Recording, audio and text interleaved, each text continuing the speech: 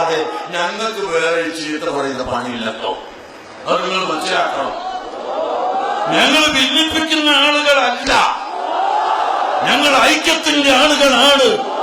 പക്ഷേ സത്യത്തിൽ മാത്രമുള്ള ഐക്യം, സുന്നത്ത് ജമാഅത്തുള്ള ഐക്യം, സുന്നി ഐക്യം, സുന്നി ഐക്യം അതിവിടെ വേണം.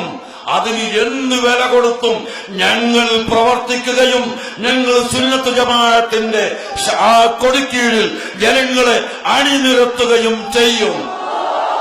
അതിനെല്ലാവരും സഹകരിക്കുക, എല്ലാവരും കൂടുക.